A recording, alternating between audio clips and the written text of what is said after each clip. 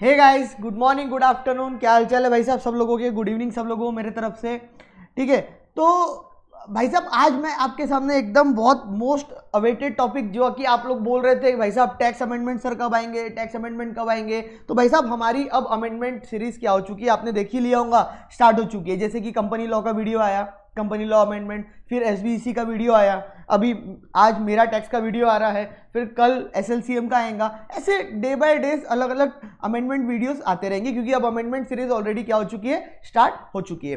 तो भाई साहब आज मैं आपके सामने टैक्स के जो अमेंडमेंट्स है, जो कि रिलेटेड है हमारे सीएस एग्जीक्यूटिव बच्चों के लिए, ठीक है, हमारे सीएस प्रोफेशनल ओल्ड कोर्स हो, न्यू कोर्स हो, ठीक है, सारे बच्चों के लिए ये अमेंडमेंट्स क्या है, एप्लीकेबल है।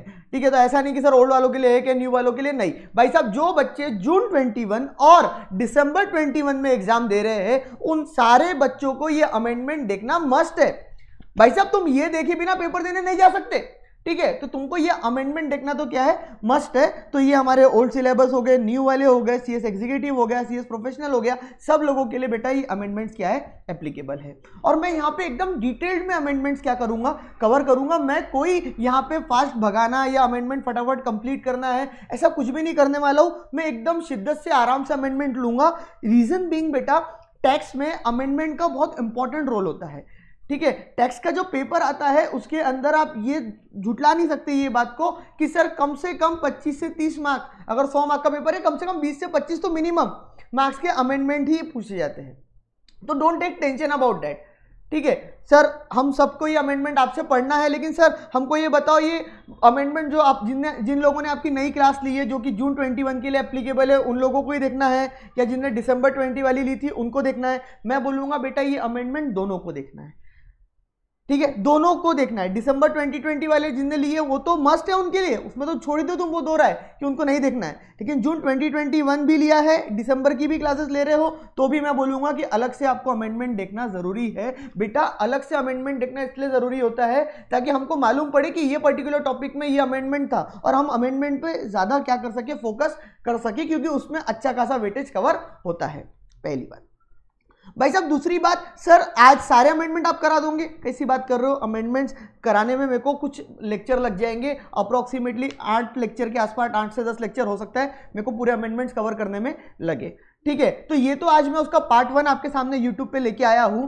अब इसके आगे के वीडियोस अगर आपको देखना है, ठीक है, अमेंडमेंट्स के। अच्छा एक और चीज मैं बता देता हूं, टैक्स के अमेंडमेंट्स फ्री ऑफ कॉस्ट है, कोई आप लोगों से इसके ऊपर चार्ज नहीं लिया जा रहा है, कोई चार्ज नहीं है। बट आपको एक काम करना है, फर्स्ट वीडियो तो पब्लिकली शेयर हुआ है यूट्यूब पे, लेकिन इसके बाद के जो भी आगे के पार्ट्स आएंगे अमेंडमेंट्स के, ठीक है, वो अनलिस्टेड रहेंगे, एज इन उसके लिए आपको व्हाट्सएप ग्रुप ज्वाइन करना पड़ेगा, और वो व्हाट्सएप ग्रुप्स में उसकी क्या आएंगी, लिंक्स आएंगी।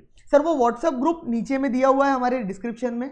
और सर ये नोट्स हमको कहां से मिलेंगे, टैक्स अमेंडमेंट्स के बच्चे ये भी पूछते रहते हैं बार बार, इसलिए मैं पहले ही क्लैरिफाई कर रहा हूं भाई साहब। ये पार्ट 1 जो मैं ले रहा हूं, इसके नोट्स और आगे के जो भी नोट्स रहेंगे, ये सब आपको हमारे सीएस कार्ड इंडिया चैनल के ऊपर, सॉरी सीएस कार्ड इंडिया के ऐप के ऊपर अवेलेबल होंगे, चैनल के ऊपर नहीं भाई साहब, ऐप के अंदर अवेलेबल होंगे। आपको सिंपली एक काम करना है बच्चा, वहां जाना है प्ले स्टोर में, गूगल प्ले स्टोर में, और वहां जाके हमारा ऐप क्या करना है, डाउनलोड करना है, क्योंकि उसके अंदर आगे के नोटिफिकेशंस प्लस नोट्स वगैरह अमेंडमेंट्स के सब कुछ उसके अंदर आपके लिए क्या है, फ्री ऑफ कॉस्ट अवेलेबल है। बस आपको वो डाउनलोड करना है, ठीक है। और दूसरा, अगर वीडियो आगे चल के आपको अच्छी लगती है तो लाइक कर देना, शेयर कर देना, है ना, बेल आइकन दबा देना, चैनल को सब्सक्राइब कर लेना, और कमेंट करके बताना अच्छी लगी होंगी तो, ये तो खैर मैटर करेगा। बट अब मैं मुद्दे की बात करता हूं, इधर उधर की बातें सारी हो गई कि सर अब मेरे को मुद्दे की बात करना है कि अमेंडमेंट्स जो है ना, वो किस तरीके से है, क्या क्या अमेंडमेंट्स है, ये सारी चीजों के ऊपर अब मैं क्या करूंगा, डिस्कस करूंगा। नोट्स के बारे में मैंने पहले ही क्लैरिफाई कर दिया, नहीं तो आधे बच्चे फिर उसके ऊपर कमेंट करते हैं, ठीक है। और आगे की वीडियोस जो पार्ट 2, पार्ट 3, पार्ट 4 जो भी इसके वीडियोस आएंगे, उसके लिए आपको व्हाट्सएप ग्रुप क्या करना पड़ेगा बेटा, ज्वाइन करना पड़ेगा। चलो भाई साहब, अब आगाज करते हैं हमारे टैक्स के अमेंडमेंट का। भाई साहब टैक्स के अमेंडमेंट मतलब वेरी वेरी इंपॉर्टेंट है ना, और ऊपर से ये बार फाइनेंस एक्ट भी आया है, फाइनेंस एक्ट 2020, ठीक है, तो उसके अमेंडमेंट्स तो पेपर के लिए इंपॉर्टेंट होते ही होते हैं, तो टेंशन लेने की जरूरत नहीं है। पहले हम थोड़ा सा ना बैकग्राउंड समझते हैं कि हमारी जो एग्जाम्स होती है, हमारी जो जून में एग्जाम होंगी, दिसंबर 21 में एग्जाम होंगी, जून 21 में एग्जाम हो रही है, ठीक है, इन सब के लिए कौन कौन से और किस तरीके से अमेंडमेंट्स क्या रहते हैं, एप्लीकेबल रहते हैं, और कहां तक के अमेंडमेंट्स हम लोगों को पढ़ना जरूरी है, ये सारी बातें मैं अभी पहले आपके सामने क्या कर देता हूँ, क्लैरिफाई कर देता हूँ। और उसके साथ साथ कौन सा प्रीवियस ईयर एप्लीकेबल है, कौन सा असेसमेंट ईयर एप्लीकेबल है, कौन से प्रीवियस ईयर के ऊपर क्वेश्चन पूछे जाएंगे, ये सारी बातें भी मैं अभी क्या कर देता हूँ, आपके सामने एकदम क्लियर कर देता हूँ। भाई साहब देखो, सिंपल बात रहती है कि जो अमेंडमेंट्स आते हैं जनरली, वो अमेंडमेंट्स मतलब चेंजेस। बेसिकली अमेंडमेंट्स का मतलब क्या होता है, या तो कुछ लॉ में चेंज आ रहा है, या तो कुछ नया एडिशन हो रहा है, या पुराना वाला जो कुछ लॉ था वो क्या हो रहा है, हट जा रहा है। ये तीन ही चीज हो सकती है, या तो लॉ में कुछ चीज चेंज हो रही है, ठीक है, जिन्हें पहले कुछ और थी, पहले 10,000 लिमिट लिखी हुई थी एग्जाम्पल के लिए, अब 15,000 लिख दिए, ऐसा हो सकता है, तो चेंज हो रही है कोई लिमिट। फिर दूसरा हो सकता है कि लॉ के अंदर एक और चीज हो सकती है कि कोई नई प्रोविजन ऐड ऑन हो रही है, उसको भी हम अमेंडमेंट्स बोल सकते हैं। और उसके साथ साथ मैं बहुत बेसिक से लूंगा और एक एक अमेंडमेंट के ऊपर फोकस करूंगा। भाई कृपया करके यहाँ पे एक एक पॉइंट्स के ऊपर क्या देंगे, ध्यान देंगे। सारी चीज में सारी डाउट सारी दिक्कतें क्लियर करूंगा, don't take tension about that, ठीक है, बट पेशेंटली ये वीडियोस को क्या करेंगे आप देखेंगे, ठीक है। और दूसरा, कोई पुरानी प्रोविजन क्या कर दी जाती है, हटा दी जाती है, उसको भी हम क्या बोल सकते हैं, अमेंडमेंट बोल सकते हैं। जनरली ये जो अमेंडमेंट्स आते हैं, ये नोटिफिकेशन, सर्कुलर्स, इनके थ्रू भी आते हैं। और ज़्यादातर टैक्स में जो अमेंडमेंट होते हैं बेटा, ज़्यादातर टैक्स के अंदर जो अमेंडमेंट आते हैं, वो टैक्स के अंदर अमेंडमेंट ज़्यादातर आते हैं फाइनेंस एक्ट से, जिसको आप बोलते हैं बजट।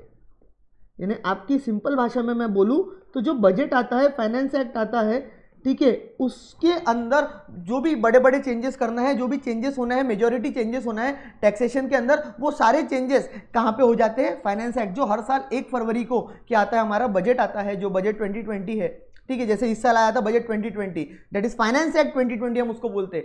तो उसके अंदर जो भी चेंजेस आना है, अमेंडमेंट्स आना है, वो सब ऑलरेडी आ चुके हैं। सर ये बजट 2020 तो पिछले साल आया था, इस साल तो 21 वाला बजट आया था, तो क्या 21 वाला बजट हमारे लिए एप्लीकेबल है, मतलब फाइनेंस एक्ट 2020 हमारे लिए एप्लीकेबल है? Answer is no. पहला क्लियर मैं यहीं पे आंसर बता देता हूं कि फाइनेंस एक्ट 2021, जिसको आप बोलते हो बजट 2021, बेटा जी, ये जो बजट होता है ये एप्लीकेबल होगा हमारे जून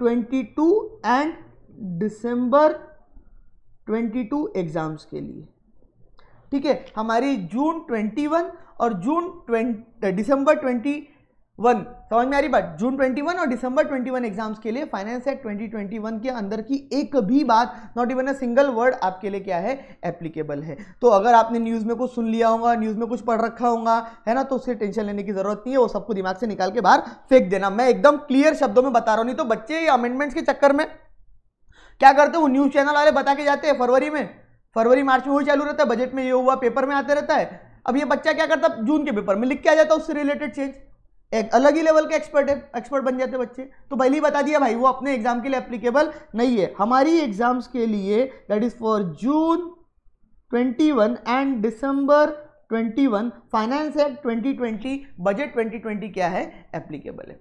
समझ में आई बात? अब ये जो बजट वगैरह बनते हैं ना बेटा, ये जो फाइनेंस एक्ट बना 2020, बजट बना 2020, ठीक है, ये बेसिकली बनता है कौन से ईयर्स के लिए, तो ये भाई साहब बनता है जो प्रीवियस ईयर है 1/4/2020 से लेके 31 मार्च 2021 तक के लिए। वापस से मैं बोल रहा हूं, ये जो बजट बना है, ये जो फाइनेंस एक्ट बना है, ठीक है, ये आने वाले साल के लिए बना था। मतलब फरवरी 2020 में बजट आया था, फरवरी 2020 में उसके आने वाला साल कौन सा हो गया, 1 अप्रैल 2020 से 31 मार्च 2021 तक। तो जो प्रीवियस ईयर 1 अप्रैल 2020 से लेकर 31 मार्च 2021 के दौरान जो इनकम कमाई जाएंगी, ठीक है, उस इनकम के ऊपर किस तरीके से, कितने रुपए, कितने परसेंटेज के हिसाब से टैक्स भरना है, ये सारी बातें फाइनेंस एक्ट 2020 के अंदर जो टैक्स के रेट्स होते हैं, ठीक है, जो टैक्स के क्या होते हैं, रेट्स होते हैं, उसके अंदर ऑलरेडी लिखी हुई है। समझ में आई बात? तो फाइनेंस एक्ट 2019 हमको रेफर नहीं करना है। अब बच्चे के माइंड में एक और प्रॉब्लम आती है, पहले एक चीज मैं क्लियर कर देता हूं, फिर वो एक और प्रॉब्लम दूर कर देता हूं, सारी प्रॉब्लम यहीं पे दूर कर देता हूं। सर असेसमेंट ईयर इसके लिए कौन सा वाला रहेगा? मेरे हिसाब से बच्चे इतना पढ़ ही चुका होगा, अमेंडमेंट देख रहा है जून के लिए, तो इतना तो उसको पता ही होगा कि 1 अप्रैल 2021 से लेके 31 मार्च 2022। तो for the previous year 2021 and for the assessment year 21-22, two, ये फाइनेंस एक्ट 2020 क्या है, एप्लीकेबल रहता है। और यही प्रीवियस ईयर और असेसमेंट ईयर हमारे जून एग्जाम्स के लिए भी क्या है मेरे बच्चा, एप्लीकेबल है। अब मैं बोलते बोलते एकदम चुप हो गया था ना, एक पॉइंट बहुत इंपॉर्टेंट वाला मैं आपको बता रहा था। मैं बहुत शिद्दत से पढ़ाऊंगा अमेंडमेंट, इसलिए बहुत शांति से सुनना, ठीक है, क्योंकि कैसा है ना यार, हमको सारी बातें पता होनी चाहिए पेपर देने के पहले टेक्स्ट का, कि कौन कब तक के, कौन से, कैसे, कितने अमेंडमेंट्स हमारे लिए एप्लीकेबल है। नहीं तो फिर बच्चा एकदम क्या हो जाता है, पेपर में कंफ्यूज हो जाता है, झामल झामल करता है। इसलिए सुनना ध्यान से। सर आप एक और चीज बोल रहे थे कि फाइनेंस एक्ट 2019 वाली चीजें हमारे लिए एप्लीकेबल नहीं है, ये फाइनेंस एक्ट 2018 वाली, 2017, 2016 वाली। सुन ले भाई, देख, हर साल बजट आता है, हर साल फाइनेंस एक्ट आता है, और गवर्नमेंट हर साल पूरा का पूरा उठा के इनकम टैक्स चेंज नहीं कर देती, पूरा का पूरा जीएसटी चेंज नहीं कर देती। समझ में आई बात? उसके अंदर कुछ थोड़ी बहुत प्रोविजंस, कुछ छोटी मोटी बातें, ठीक है, कुछ छोटी मोटी लिमिट्स, वो सब क्या करती है, चेंज करती है। अब वो कभी छोटी मोटी होती है, कभी बड़ी बड़ी होती है, मतलब बहुत पूरा का पूरा एक्ट चेंज नहीं हो जा रहा। एक्ट तो वही हमारा इनकम टैक्स एक्ट 1961 और हमारा सीजीएसटी है 2017, वो सब वही है। समझ में, जीएसटी वही है, सब कुछ वही है, बट उसके अंदर हर साल थोड़े थोड़े क्या आते हैं, चेंजेस आते हैं। तो फाइनेंस एक्ट 2019 में भी जो चेंजेस आए थे वो भी हमारे लिए एप्लीकेबल होंगे, फाइनेंस एक्ट 2018 में भी आए थे वो भी आज भी हमारे लिए एप्लीकेबल होंगे। बट वो क्या होता है ना, हर साल जो चेंज आते हैं वो बाद में जाके एक्ट का, रूल्स का, इन सब का क्या बन जाते हैं, पार्ट्स बन जाते हैं। तो वो ऑलरेडी हम पढ़ चुके होते हैं। अब भाई रिसेंट में जो जो अमेंडमेंट्स आते हैं, चेंजेस आते हैं, ठीक है, ये हम लोगों को पढ़ना इसलिए जरूरी होता है क्योंकि पेपर में इससे रिलेटेड पॉइंट्स क्या करते हैं, ज्यादातर पूछे जाते हैं। तो पॉइंट इज सिंपल कि 2019 में भी जो बात बोली थी, 18 में भी, 17, 16, सवारी सबकी बातें हमारे लिए एप्लीकेबल है। लेकिन हाँ, एक इंपॉर्टेंट बात इसमें सुन ले कि कोई बात अगर 2019 में बोली थी और वही बात 2020 में चेंज कर दी उन लोगों ने, तो फिर कौन सी बात माननी पड़ेगी, 2020 वाली। हाँ, ये एक चीज आपको ध्यान में रखनी है कि हाँ, अगर कोई चीज चेंज होती है, जो पहले के फाइनेंस एक्ट में, पहले के इनकम टैक्स में कुछ और थी और अभी कुछ और बोली जा रही है, तो वो केस में भाई सिंपल सी अगर मैं आपको बात बताऊं तो फिर आपको फाइनेंस एक्ट 2020 की बात माननी पड़ेगी। तो इतना बिल्कुल टेंशन लेने की जरूरत नहीं कि बहुत सारे अमेंडमेंट है, बहुत सारे अमेंडमेंट है, हुआ ऐसा कुछ नहीं है भाई, ठीक है, कोई टेंशन की बात नहीं है। ये हमारे जो दिसंबर में एग्जाम दे चुके बच्चे हैं मेरे,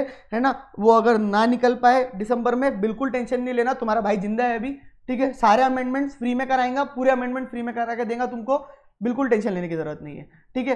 तो तुम लोगों को सिर्फ जो अमेंडमेंट्स मैं बोल रहा हूँ वही अमेंडमेंट्स क्या करने हैं, पढ़ने हैं। सारे नोट्स वगैरह तुमको मिल जाएंगे उसके सीएस कार्ड इंडिया ऐप पे, वगैरह वगैरह, आगे की वीडियोस की लिंक मिल जाएंगी व्हाट्सएप पे, व्हाट्सएप ग्रुप ज्वाइन कर लेना। क्लियर होगी बात? तो ये एक सिंपल सा पॉइंट है। अच्छा सर, दूसरी हमको एक चीज बताओ, हमने कोई 6 महीने वाला कंसेप्ट भी सुना है। हाँ, आपकी जो एग्जाम्स होती है ना भाई, आपकी एग्जाम्स के 6 मंथ्स बिफोर जो भी चेंजेस आते हैं, ठीक है, वो आपके लिए क्या रहते हैं, एप्लीकेबल रहते हैं। सर मतलब, सर देखो सिंपल सी बात है, अगर मैं बात कर रहा हूं जून एग्जाम्स की, तो जून 2021 जो एग्जाम है, ठीक है, उसके 6 महीने पहले, मतलब मैं कट ऑफ डेट खुद ही दे देता हूं, 31/12/2020 तक जो भी चेंजेस आए होंगे, अप टू 31 दिसंबर 2020 तक जो भी चेंजेस आए होंगे, वो सारे चेंजेस, इसको मैं थोड़ा सा नीचे ले लेता हूँ, अच्छे से लिख देता हूँ ये पन्ना, फिर बाद में हम अमेंडमेंट चालू करते हैं। मजेदार है अमेंडमेंट, ठीक है। चेंजेस अप टू 31/12/2020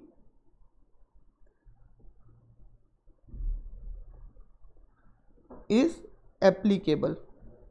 तो जून 2021 एग्जाम्स के लिए भाई साहब 31 दिसंबर 2020 तक जो भी अमेंडमेंट्स आए वो सारे एप्लीकेबल रहते हैं।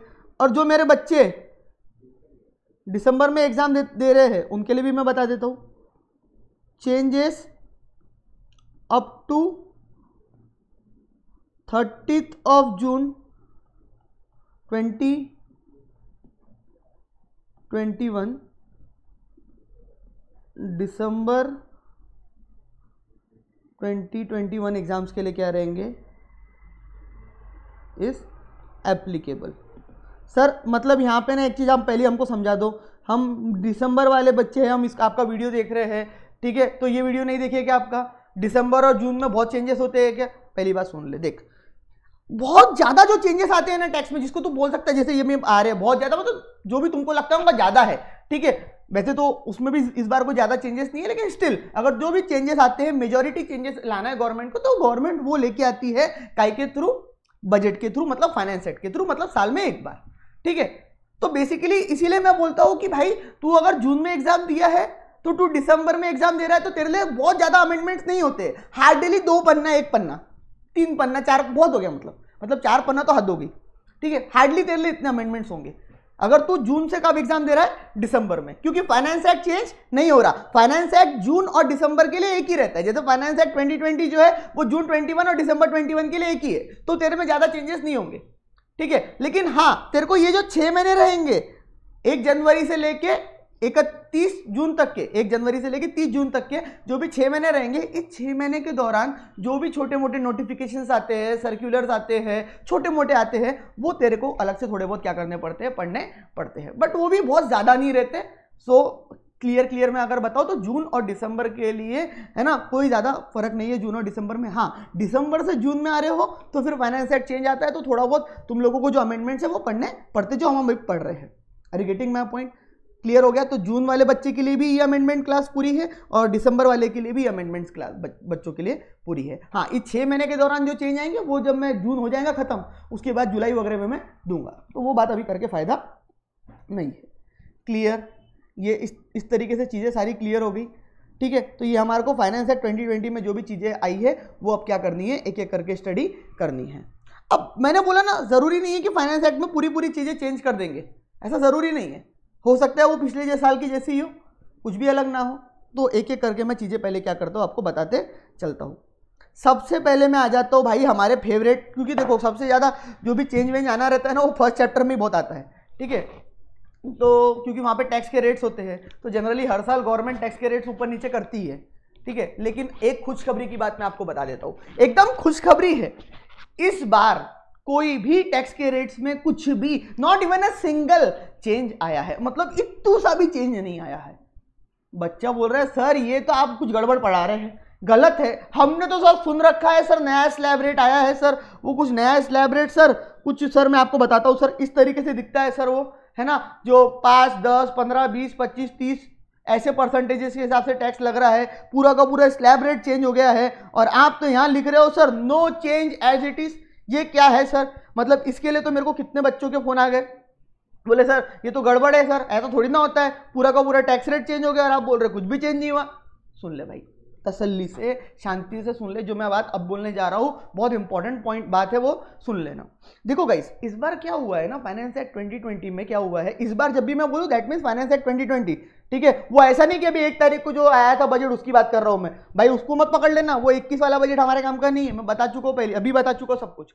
ठीक है, अब तो भाई सुन ले, अब इंपॉर्टेंट बात ये कि इस बार मतलब जो बजट हमारा आया था उसके अंदर जो चेंज आया है, जो नए स्लैब रेट्स आए हैं, लोग ना उसमें बहुत कंफ्यूज हो रहे हैं। लोगों को लग रहा है कि जो पहले के स्लैब रेट थे अप टू 2.5 लाख, 2.5 लाख से 5 लाख, 5 लाख से 10 लाख और 10 लाख एंड अबाउ, ठीक है, ये जो स्लैब रेट थे 5, 20 और 30 वाले, ये चेंज हो चुके हैं, है ना। अब इसकी जगह 5, 10, 15, 20, 25, 30 ये वाले स्लैब रेट आ चुके हैं। तो भाई मैं क्लियर शब्दों में, भाई चार्टेड अकाउंटेंट सूरज सतीजा नाम है मेरा, सीए है, इतना विश्वास कर सकते हैं मेरे पे, है ना। 10 साल से यही धंधा कर रहा हूँ, मतलब पढ़ाने का, प्रैक्टिस कर रहा हूँ सीए की, पता है मेरे को भाई, आदत है मेरी ऐसा बोलने की। ठीक है, तो सुन ले अब ध्यान से। तो भाई साहब मैं क्लियर बोल रहा हूँ, there is no change in slab rates, there is no change in any slab rate. समझ में आई बात? कोई स्लैब रेट में चेंज नहीं है। अगर ऊपर से बताऊँ, पढ़ाऊंगा एक एक करके, मैं बता देता हूँ, चाहे वो सीनियर सिटीजन हो, चाहे तुम्हारा वो सुपर सीनियर वाला बंदा हो, चाहे तुम्हारा वो HUF हो, there is no change in that slab rates.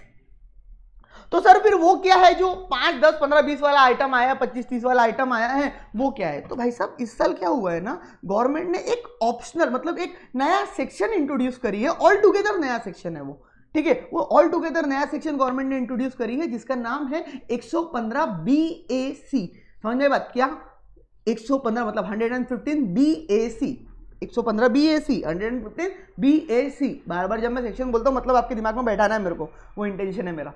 ठीक है, एक नया ऑल टुगेदर सेक्शन गवर्नमेंट ने क्या करी है, इंट्रोड्यूस करी है। बेसिकली मैं उसको बोलूंगा एक ऑप्शनल रेट टैक्सेशन सिस्टम, एक ऑप्शनल रेट मैं उसको बोल सकता हूँ। गवर्नमेंट ने एक optional tax, alternative tax regiment, समझ में आई बात? आई am not saying alternative tax, है ना, नहीं तो ऑल्टरनेटिव मिनिमम टैक्स बोल देंगे लोग, नहीं नहीं वो नहीं है, एएमटी की बात नहीं कर रहा मैं क्या बोल रहा हूँ, ऑल्टरनेटिव टैक्स रिजिम, मतलब एक all together different tax slab rate government ने लेके आई है जो कि ऑप्शनल है।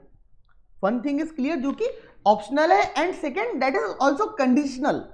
ऑप्शनल तो है ही, अब ऑप्शनल में कैसा है कि तुम्हारे ऊपर गवर्नमेंट ने ये बोल दी है कि तुम चाहो तो ये जो स्लैब रेट अभी तक चले आ रहे थे, ठीक है, 5, 20, 30 वाले, मतलब 2.5, 5 और 10 वाले, 2.5 लाख, 5 लाख और 10 लाख वाले, तुम या तो इसके हिसाब से टैक्स भर दो, तुम्हारी मर्जी भाई, हमको कोई दिक्कत नहीं है। दूसरा, या तो तुम चाहते हो तो 115 बीएसी जो है उसके हिसाब से टैक्स भर दो, हमको उसमें भी कोई आपत्ति नहीं, बोले तुमको जिसके तरफ से जाना तुम उसकी तरफ से जाओ, बोले हमको कोई दिक्कत नहीं है ना। तुम चाहो तो ये स्लैब रेट्स के हिसाब से टैक्स भर सकते, तुम चाहो तो ऑल्टरनेटिव टैक्स रिजिम जो आया है 115 बीएसी जो आया है तुम उसके हिसाब से भर सकते। तो सर हमने किसके हिसाब से भरना है सर? अब गवर्नमेंट ने जब ऑप्शन दिए तो बट ऑब्वियस सी बात है कि असेसी के लिए जो बेनिफिशियल होगा वही वाला असेसी फॉलो करेगा। अगर असेसी को लगता है कि उसके लिए बेनिफिशियल है ओल्ड वाला टैक्स रिजिम, अब मैं इसको ओल्ड बोलूंगा, ओल्ड दैट डजंट मीन कि ये एप्लीकेबल नहीं है, समझने के लिए ओल्ड और न्यू बोलूंगा, ठीक है। तो असेसी के लिए ओल्ड में अगर बेनिफिट दिखता है तो वो ओल्ड के साथ जाएगा। असेसी को लगता है कि मैं नई टैक्स रिजिम में मेरे लिए बेनिफिशियल है, वहां मेरा टैक्स कम आ रहा है, बेनिफिट मतलब जहां पे असेसी का टैक्स कम आएगा, ठीक है, तो वहां पे असेसी क्या करेगा, उसके हिसाब से टैक्स भरेगा। तो हो सकता है वो न्यू या ओल्ड दोनों में से किसी के हिसाब से भी जाए। तो सर हमको एग्जाम के लिए क्या करना है भाई, देख तू और मैं प्रोफेशनल, तू स्टूडेंट, अपन दोनों को तो दोनों पढ़ने का है, वो बेनिफिट जो असेसी लोग हैं ना वो लोग दिखते बैठेंगे। अब भाई समझना यार, तू सिंपल बात है, तुम लोग समझो मेरी बात बच्चा, कि तुम स्टूडेंट्स, हम प्रोफेशनल, हमको ही ओल्ड के हिसाब से भी टैक्स निकालना पड़ेगा, हमको भी न्यू के हिसाब से भी निकालना पड़ेगा, तब तो जाके ये मालूम पड़ेगा ना कौन सा वाला बेनिफिशियल है, ओल्ड वाला बेनिफिशियल है या न्यू वाला बेनिफिशियल। अरे मतलब किसमें टैक्स कम आ रहा है, ओल्ड वाले में आ रहा है या न्यू वाले में आ रहा है, which tax is beneficial, which tax regime is beneficial for us, ठीक है। ये तो हमको बाद में तभी मालूम पड़ेगा ना, उसके पहले तो मालूम नहीं पड़ेगा। Are you getting my point? समझ में आ रही है मेरी बात? तो हमको तो ये भी पढ़ना है वो भी पढ़ना है, ठीक है, हमको इसके हिसाब से भी टैक्स कैलकुलेट करके देखना है, हमको उसके हिसाब से भी टैक्स कैलकुलेट करके देखना है, जिसमें भी कम आता होगा उसके हिसाब से गवर्नमेंट को हम क्या पे कर देंगे, टैक्स पे कर देंगे। क्लियर? तो एग्जाम्स के लिए भी दोनों एप्लीकेबल है। आपको क्वेश्चंस में हो सकता है कि दोनों के हिसाब से टैक्स कंपैरिजन का क्वेश्चंस आ जाए, उसके रिलेटेड एमसीक्यू आ जाए, या अगर कोई सीए इंटर सीएमए वाले बच्चे भी देख रहे हैं उनके लिए भी एप्लीकेबल है वीडियो, बिल्कुल देख सकते हैं वो भी, ठीक है। तो उनको भी बता दो, उनके अगर क्वेश्चंस वगैरह आ जाए तो वहाँ पे उनको दोनों के हिसाब से सॉल्व करने भी बोल सकते हैं, तो हो सकता है दोनों भी आए, ठीक है। तो पॉइंट क्लियर हो गया। अब दोनों में से क्या चूज करना, तो ये चीज आपको एडवाइस करना आना चाहिए, बट ऑब्वियसली बात है जिसमें टैक्स कम आ रहा होगा वो चूज कर सकता है, बाकी असेसी की इच्छा। अच्छा सर मान लो अगर न्यू में टैक्स कम आ रहा होगा बट फिर भी असेसी बोलता है मेरे को ओल्ड के साथ जाना है, जा सकता है। अरे नहीं ना उसको कम आ रहा ना, अरे भाई मैं बोला ना ऑप्शनल है मेरे राजा, सर उसमें कम आ रहा ज्यादा आ रहा वो असेसी की मर्जी, उसको बेनिफिट लेना होगा तो जाएगा, नहीं होगा तो कुछ और रीजन होंगे तो नहीं जाएगा। अब जो न्यू टैक्स रिजिम आया है 115 बीएसी वाला, मैंने क्या बोला था वो ऑप्शनल है, वो तो मैंने समझा दिया, या तो ये या तो वो, दोनों में से आप एक चूज करना है। लेकिन दूसरा वर्ड मैंने बोला था कि वो कंडीशनल भी है। सब कंडीशनल है का मतलब क्या हो गया? सब वो कंडीशनल है उसका मतलब ये हो गया मेरे बच्चा कि जो आप 115 बीएसी की बात कर रहे हो, वो 115 बीएसी में जो बेनिफिट टैक्स रेट दिए हुए 2.5 लाख, 5%, 10%, 15, 20, 25, 30 वाले, ठीक है, यानी 15 लाख के ऊपर 30% लगेगा। जैसे यहाँ पे 10 लाख के ऊपर 30% लगता है, वहाँ 15 लाख के ऊपर 30% लगेगा, बाकी जो उसके स्लैब रेट्स है वो भी स्लैब दिए हुए, तो वो आप टैक्स रिजिम का बेनिफिट तभी ले सकते हो, वो टैक्स रिजिम के हिसाब से आप टैक्स तभी भर सकते हो जब आप उसके अंदर लिखी गई सारी कंडीशंस मानोगे, ऑल कंडीशंस उसके अंदर जो लिखी गई है वो सारी मानोगे। मतलब उसके अंदर इतनी सारी ढेरों कंडीशंस लिखी हुई है, वो सारी एक एक कंडीशंस आपको क्या करनी पड़ेंगी, ऐसा भी नहीं कि एक या दो मानोगे चलेगा, नहीं, ऑल कंडीशन आपको फॉलो करनी पड़ेंगी, तभी आप वो उसके हिसाब से जा सकते हैं। अगर आपको लगता है कि नहीं मेरे को उसके अंदर की कंडीशन नहीं माननी है, तो फिर तो आपको कंपेयर भी नहीं करना है, फिर तो आपको ये जो टैक्स रेट है सिंपल वाला, इसके हिसाब से क्या करना है, चलना है। Are you getting my point? Simple सी बात समझ में आ रही है? तो अपने दिमाग से जो ये कीड़ा है ना ये निकाल के बाहर फेंक दो कि भाई पूरा का पूरा टैक्सेशन चेंज हो गया, पूरा टैक्स रेट चेंज हो गया, सब कुछ चेंज हो गया, सर ने तो हमको बताया है नहीं। भाई बता दिया, अभी पूरी बात क्लियर एकदम तसल्ली से, कोई चेंज नहीं हुआ है, एक न्यू सेक्शन इंसर्ट हुआ है, ठीक है। अच्छा, और दूसरी बात, अगर कोई बच्चा ये वीडियो है ना सिर्फ कोई फर्स्ट चैप्टर पढ़ा है अभी तक टैक्स का, सेकेंड चैप्टर पढ़ा है रेसिडेंशियल बस, ठीक है, वो देख रहा है ये वीडियो, तो भाई उल्टी कर देगा तू, कारण क्योंकि मैं यहाँ पे सैलरी, मैं यहाँ पे पीजीबीपी, मैं यहाँ पे थोड़ा बहुत house property, clubbing, capital gain, deductions, इनसे रिलेटेड बातें भी करूँगा। देखो मैं समझा देता हूँ तुमको, मैं पहले टैक्स स्लैब रेट के हिसाब से टैक्स निकालना सिखा दूंगा, वो कोई बड़ी बात नहीं है, तुम लोगों को स्लैब रेट के हिसाब से टैक्स निकालना आता ही है, ठीक है। एक मैं सिंपल सा प्रॉब्लम सॉल्व करा दूंगा तो तुमको वो वैसे भी आ जाएगा, ठीक है। लेकिन जब मैं पूरा सेक्शन में पढ़ाऊंगा आपको, तो वो सेक्शन में मैं जो कंडीशंस दी हुई है, वो कंडीशंस जो है बेटा मैं पहले ही बता दे रहा हूँ, वो कंडीशंस जो है वो सैलरी हेड, वो पीजीबीपी हेड, और वो कैपिटल गेन का हल्का पूल का पार्ट होगा, क्लबिंग, डिडक्शंस, ठीक है, हाउस प्रॉपर्टी, इन सब के अंदर जो प्रोविजंस हैं उससे रिलेटेड चीज़ें उसके अंदर बोली गई है। तो इवन अगर आपने सैलरी भी पढ़ा है तो आपको समझ में आएगा थोड़ा बहुत, हाँ पीजीपी वाले पार्ट नहीं समझ में आएगा लेकिन बाकी आएगा। लेकिन अगर आपने इनमें से एक भी हेड नहीं पढ़ा हुआ, डिडक्शंस वगैरह कुछ नहीं पढ़े हुए, तो भाई अभी आप अमेंडमेंट के लायक नहीं हो, पहले वो पढ़ो अच्छे से, फिर अमेंडमेंट देखना, वो पढ़ोगे तो समझ में आएगा, अदरवाइज समझ में नहीं आने वाला। मैं पहले एकदम 100 क्लियर बात बोल देता हूँ, नहीं तो बच्चे मेरे को बोलेंगे आना बाद में देखना, भाई पहले कंप्लीट कर ले राजा तू, है ना, नहीं तो देखो दिक्कत होगी। क्लियर, तो अब एक एक करके मैं आ जाता हूँ। तो हमारे लिए जो ये एग्जाम्स के लिए है, in case of June 21, in case of individual, if you remember individual चाहे रेसिडेंट है या नॉन रेसिडेंट है, HUF, AOP, BOI, AJP, artificial judicial persons, ठीक है, ये सारे जो लोग होते थे, ठीक है, अदर देन सीनियर और सुपर सीनियर सिटीजन, वो 60 आ गए, 80 आ गए, ठीक है, 60 साल के ऊपर वाले, 60 या 60 के ऊपर, 80 या 80 के ऊपर वाले लोग, 60 आ गए या 80 आ गए लोग, उनको छोड़ के बाकी सब के लिए, चाहे तो मेल हो फीमेल हो। देखो मैंने इंटरप्रिटेशन का एक रूल पहले भी समझाया था, एक बार और बता देता हूँ, मतलब जो मैं रेगुलर क्लासेस में वहाँ समझाया हुआ है कि यहाँ पे क्या लिखा हुआ है, individual, whenever any section individual single word लिखा हुआ है, दैट सिंपली मीन्स कि ये मेल भी हो सकता है, ये फीमेल भी हो सकता है, ये रेसिडेंट भी हो सकता है, ये नॉन रेसिडेंट भी हो सकता है, unless and until specifically mentioned है कि वो रेसिडेंट इंडिविजुअल के लिए एप्लीकेबल है, ठीक है, तब तक आप ये अपने मर्जी से नहीं मान लोगे कि वो रेसिडेंट इंडिविजुअल के लिए एप्लीकेबल है। अब कायदे से देखा जाए तो इसमें 60 आ गए भी आ जाते हैं, 80 आ गए भी आ जाते हैं, लेकिन नीचे उन्होंने लिख दिया कि अदर देन सीनियर और सुपर सीनियर सिटीजन। लेकिन अगर आप नीचे जाके देखोगे सीनियर सिटीजन के केस में, तो यहां पे जो पॉइंट आना चाहिए था, सीनियर सिटीजन ओनली रेसिडेंट, जो ओनली रेसिडेंट इंडिविजुअल्स है,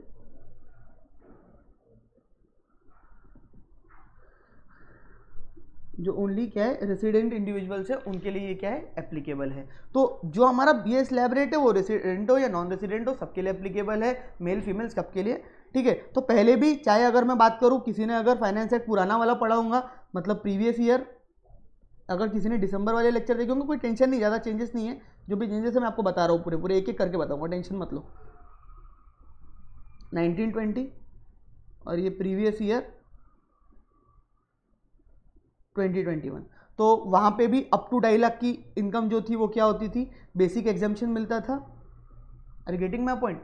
और उसके बाद 2.5 लाख 10 रुपये, 10 रुपये क्यों, क्योंकि 10 रुपये में क्या होता है राउंडेड ऑफ होता है। मतलब अभी बता देता हूँ, जो आपकी टोटल इनकम होती है बेटा, थोड़ा सा बता ही देता हूँ, और जो आपका टैक्स होता है, ये कोई अमेंडमेंट नहीं है, ये तो जनरल पॉइंट है, कुछ लोगों को पता नहीं होता है इसलिए बता देता हूँ।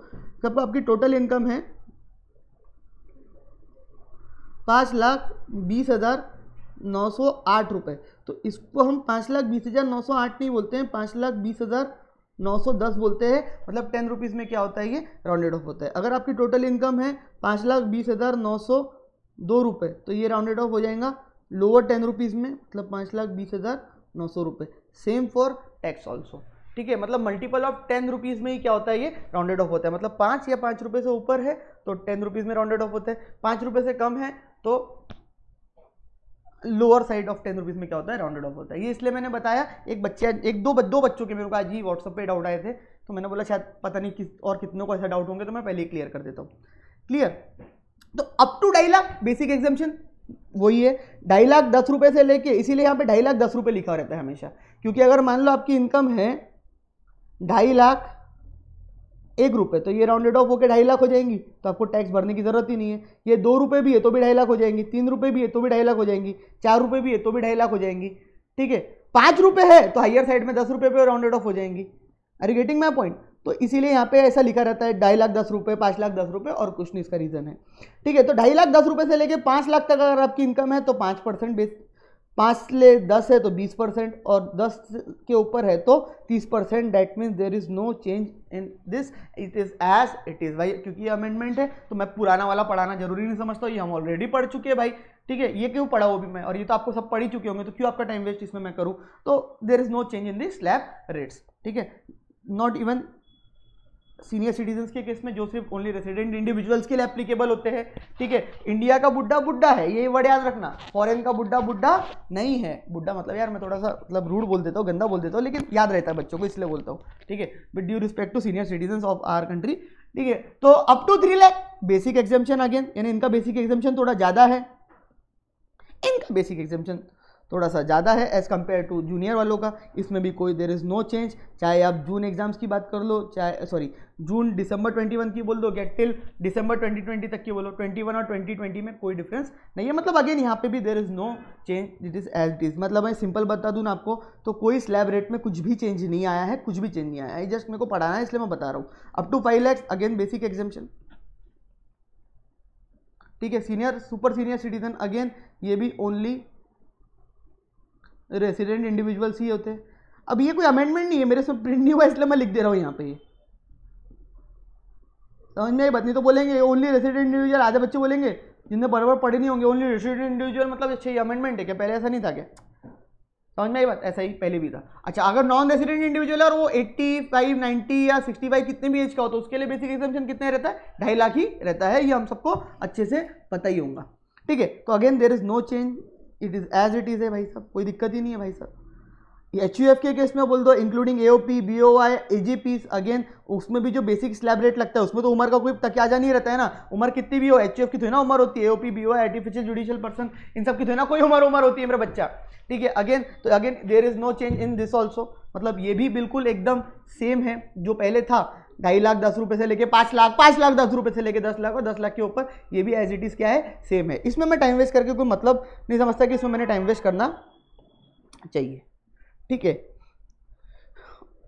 और ये सरचार्ज जो है, जो हमारा सरचार्ज है, जो individual HUF, AOP, BOI and AGPs को लगता है, ठीक है, उसमें भी कोई चेंज नहीं आया है बेटा। There is no change again in this surcharge concept, ठीक है। Total income up to 50 lakh nil, total income 50 lakh से ऊपर अप टू 1 करोड़ 10%, 1 करोड़ से लेके 2 करोड़ की, मतलब 1 से ऊपर है 2 करोड़ तक 15%, 2 करोड़ के ऊपर 5 करोड़ तक है 25%, और 5 से 10 है तो 37%। अभी 10 है ही नहीं एक्चुअली, ये कंसेप्ट यहाँ पे मतलब गलत प्रिंट हो गया है। आपको मैं यहाँ पे सीधा ही, क्योंकि 1-2 बच्चे ना मेरे को व्हाट्सएप पे डाउट पूछे थे ये वाला, इसलिए मैंने ऐसा यहाँ पे लिख के इसको काला करना है। देखो भाई ये पहले क्लियर बता दे रहा हूँ, देयर इज नो 10 करोड़ का स्लैब बेंचमार्क। 10 करोड़ का कोई ऐसा बेंचमार्क नहीं है सरचार्ज में। सरचार्ज में सिर्फ 4 ही बेंचमार्क है, पहला 50 लाख, दूसरा 1 करोड़, तीसरा 2 करोड़, चौथा 5 करोड़। इंडिविजुअल HUF की अगर मैं बात कर रहा हूँ तो पहला 5 करोड़, दूसरा पहला 50 लाख बह गया था, पहला 50 लाख, दूसरा 1 करोड़, तीसरा 2 करोड़, चौथा 5 करोड़। ये जो 10 करोड़ वाला प्रॉब्लम है ना, अब मैं यहाँ पे बीच बीच में ऐसे 1-2 डाउट्स वगैरह भी ले लूंगा बच्चों के, क्योंकि 1-2 लोगों को आए होंगे तो हो सकता है और भी लोगों को आए होंगे, वो बेचारे पूछ नहीं पाए होंगे, या वो बाहर के स्टूडेंट्स होंगे नहीं पता होगा उनको, हो सकता है कुछ भी रीजन हो।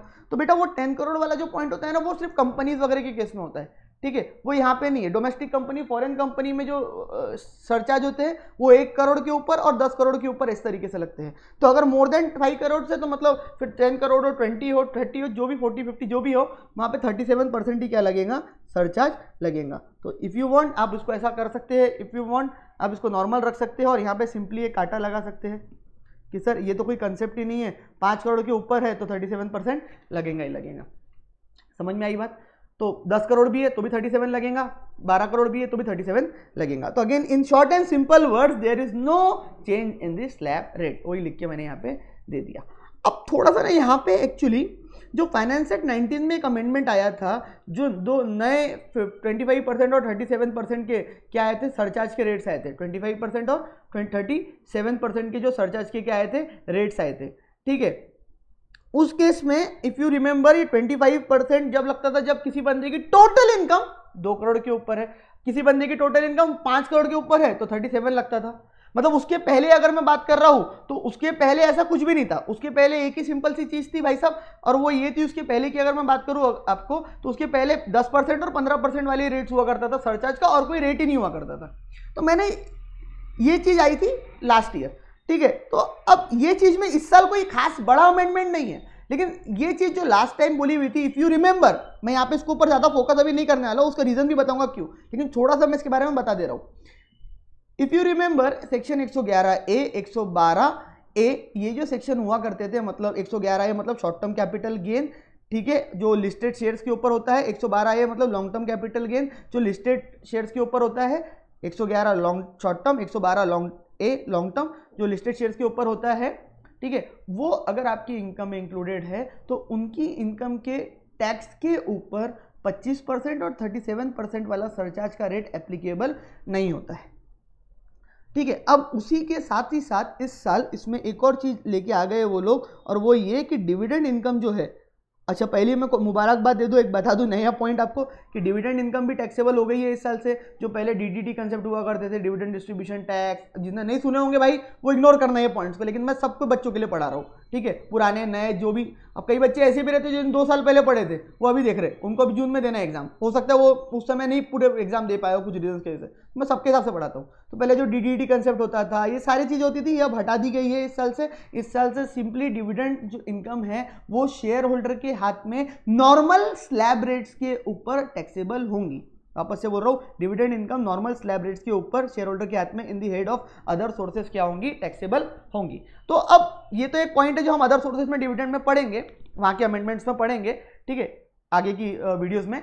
लेकिन इसमें एक मैं बता देता हूँ कि जो 25% और 37%, 25% और 37% वाला सरचार्ज का रेट है, ठीक है, जो जैसे 111A और 112A है ना, short term long term shares के ऊपर जो होता था, लिस्टेड शेयर्स के ऊपर, वहां वो उन इनकम के टैक्स के ऊपर ये सरचार्ज रेट एप्लीकेबल नहीं होते थे। मतलब मान लो अगर आपके 111A की इनकम 3 करोड़ रुपए है तो भी आपको उसके टैक्स के ऊपर 15% ही टैक्स भरना पड़ेगा, सरचार्ज भरना पड़ेगा, 25% आपके लिए लगेगा नहीं। समझ में आई बात? तो सेम अब वो लिस्ट में एक और इनकम ऐड हो गई है और उसका नाम है डिविडेंड इनकम। उसका नाम क्या है? Dividend income. समझ में आई बात? वो उसमें क्या भी ऐड हो गई है, मतलब अगर आपकी इनकम के अंदर डिविडेंड इनकम है, 111A वाली इनकम है, 112A वाली इनकम है, तो इन इनकम को आपको अलग करना पड़ेगा। इन इनकम के ऊपर 10 या 15% ही सरचार्ज लग सकता है, 25 या 37% सरचार्ज नहीं लगेगा। हाँ, इनके अलावा जो भी इनकम होंगी उसके ऊपर 25 और 37% सरचार्ज लगता है। अब मेरे को पता है कि यहाँ पे हो सकता है ये पॉइंट्स पे कुछ बच्चे हो जिनको दिक्कत हो और कुछ बच्चे हो जिनको बिल्कुल दिक्कत ना हो, ठीक है। तो इसके लिए मैं एक चीज करने वाला हूं, इसके बाद जो मैं वीडियो बनाऊंगा, जो आपको व्हाट्सएप ग्रुप में जिनकी लिंक्स आएंगी आगे की वीडियोस की, तो मैं ये सरचार्ज के साथ प्रॉब्लम विद मार्जिनल रिलीफ, तो विद मार्जिनल रिलीफ, ठीक है, ये सरचार्ज, इसका बाकायदा जो मेरा चार्ट है पहले का भी, ठीक है, वो चार्ट्स, ये पूरा कब एप्लीकेबल होता है, कैसे एप्लीकेबल होता है, अच्छा इसके ऊपर प्रॉब्लम, सरचार्ज के ऊपर प्रॉब्लम 1 2, ये देखो ये 1, ये 2, ये 3 प्रॉब्लम्स मैंने इसके ऊपर दे रखी है, आपके नोट्स में आपको दिखेंगे, ठीक है। और इसके अंदर कब 15 लगाना, कब 25, कब 37, डिविडेंड इनकम का अमेंडमेंट आने से क्या इंपैक्ट हो गया, वगैरह वगैरह, ये सारी बातें। देखो डिविडेंड इनकम का आने से इंपैक्ट कुछ नया नहीं हुआ, जो लोगों ने पिछली बार 111 112 वाला पढ़े होंगे अमेंडमेंट, उनको पता ही होगा कि इसमें कुछ खास नहीं है, इसमें सिर्फ डिविडेंड इनकम लिस्ट में ऐड हुई है। लेकिन स्टिल जो भी बच्चों को कंफ्यूजन्स भी होते हैं उनके लिए मैं ये वीडियो में ये चीज़ नहीं बताने वाला हूँ, सरचार्ज वाली, मार्जिनल रिलीफ वाली, क्योंकि बाकी बच्चे हो सकता है उन लोगों को इस पॉइंट में ज़्यादा डिस्कशन का जरूरत ना हो, क्योंकि हो सकता है नहीं भी होंगी, है ना, दैट इज पॉसिबल। और हो सकता है कि 50% बच्चे ऐसे हो, नॉट 10-20%, 50% जिनको पता है ये चीज़ें क्योंकि लास्ट ईयर ही आई थी, ठीक है। और कुछ हो सकता है जिनको कुछ भी नहीं पता उसके बारे में दिक्कत हो, डोंट टेक टेंशन दोनों लोग, भाई मैं तुम्हारे साथ हूँ, इसके बाद वाला वीडियो मैं उसके ऊपर ही रखने वाला हूँ, ठीक है। तो इट्स बेटर कि जिनको दिक्कत होंगी वो नेक्स्ट वीडियो में वो चीज़ को कंटिन्यू मैं कर दूंगा, ठीक है। अभी मैंने जो अमेंडमेंट था, अमेंडमेंट तो बता दिया आपको कि अमेंडमेंट ये है, उसके प्रैक्टिकल प्रॉब्लम्स, उसके क्वेश्चंस कराना, ये सब विथ मार्जिनल रिलीफ सॉल्व करके देना, वो मैं आपको नेक्स्ट वीडियो में करा के दूंगा। अभी मैं इसके ऊपर ज़्यादा बात नहीं करूंगा। Are you getting my point? Again हमारा जो हेल्थ एंड एजुकेशन सेस था वो अभी भी 4% ही है, जो लास्ट ईयर भी था, इस साल भी 4 है, उसमें भी कोई चेंज नहीं है, 4% ही है, इसलिए बताना जरूरी हो जाता है, बच्चों को कंफ्यूजन होता है, ठीक है। इनकम टैक्स और सरचार्ज मिला के उसके ऊपर 4% लगता है। रेसिडेंट इंडिविजुअल का जो 87A का रिबेट था भाई साहब वो भी वही है, उसमें भी देयर इज नो चेंज।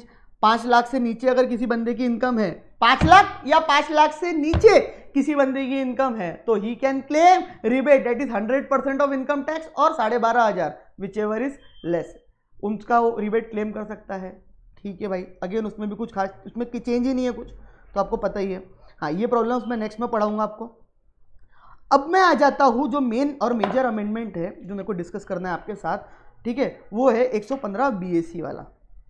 वो अमेंडमेंट मैं आपके साथ आज क्या करता हूँ, डिस्कस करता हूँ, ठीक है। वो हम बहुत अच्छे से डिस्कस करेंगे, ठीक है, और हो सके तो उसके ऊपर हम क्या भी करेंगे, क्वेश्चन भी आज के वीडियो में करेंगे, या हो सकता है आज की वीडियो में ना कर पाए तो नेक्स्ट वीडियो में उसको हम क्या करेंगे, उसके ऊपर क्वेश्चन भी सॉल्व करेंगे, तो टेंशन नहीं लेने का, ठीक है। आओ देखते हैं भाई, ये स्पेशल टैक्स रेट रिजिम जो आया, रिजिम ये खासकर आया है, और ये जो स्पेशल टैक्स रिजिम है ये ओनली एंड ओनली इंडिविजुअल्स और HUF के लिए क्या है, एप्लीकेबल है। ये ओनली एंड ओनली इंडिविजुअल्स और HUF के लिए एप्लीकेबल है। इसका company, AOP, BOI, partnership firm, AJP इनसे कोई लेना देना नहीं है। तो 115 BAC जो है वो स्पेसिफिकली जो अल्टरनेट टैक्स रिजिम आया है, optional with conditional, optional with conditional इसलिए पूरा पता है ना क्यों बोल दिया, ठीक है, वो आया है सिर्फ और सिर्फ इंडिविजुअल्स और HUF के लिए। वेन एवर आई से ओनली इंडिविजुअल और HUF, so that simply means it is for resident or non-resident also, senior, junior, for all।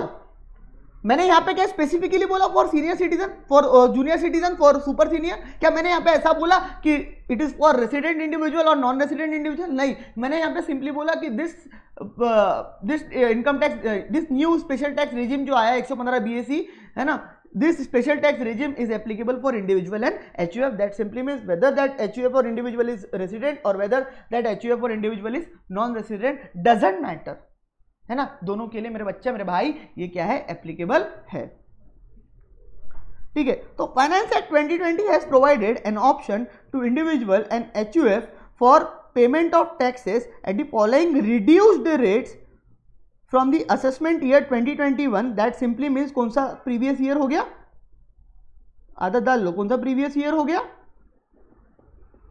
2021, ठीक है। असेसमेंट ईयर 21-22 मतलब प्रीवियस ईयर 2021, मतलब जो भी 1/4/20 से लेकर 31 मार्च 2021 तक इनकम कमाई गई होंगी, अर्न करी गई होंगी, उस इनकम के ऊपर ये क्या है, टैक्स लगेगा,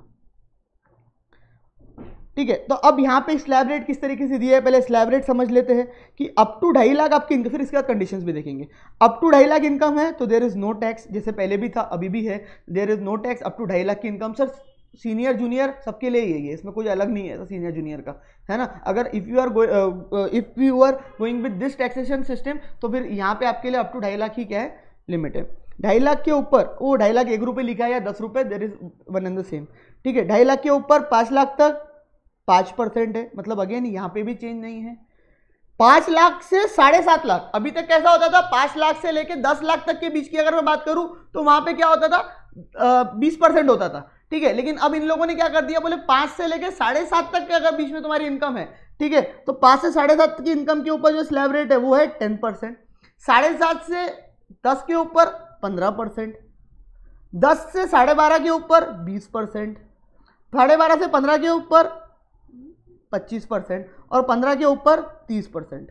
देखो इसको याद रखना तो बहुत आसान है, बच्चे बोलेंगे इतने सारे याद कैसे रहेंगे, सिंपली वो 2.5 लाख रुपए क्या करते जा रहा है, आगे बढ़ाते जा रहा है और 5% टैक्स का रेट बढ़ाते जा रहा है। जैसे अप टू 2.5 लाख 0, 2.5 से 5% 2.5 लाख बढ़ा 5%, 5 से 7.5 10%, 2.5 बढ़ा 10%, 7.5 से 10 15%, 10 से 12.5 20%, 12.5 से 15 25%, 15 30%, मतलब याद नहीं रहेगा ऐसा हो ही नहीं सकता। ये उल्टा पहले वाले में ऐसा कोई लिंक नहीं था, पहले वाले में क्या था, अप टू 2.5 लाख नील, 2.5 से लेके 5% 5 से 10 20%, 10 के ऊपर 30%। यहाँ तो भाई एकदम बढ़िया है कि बोले अप टू 2.5 नील, 2.5 से 5, बोलो मेरे साथ, बोलो रिपीट करो, 2.5 से 5 5%, 5 से 7.5 10%, 7.5 से 10 15, 10 से 12.5 20, 12.5 से 15 25, 15 के ऊपर 30%।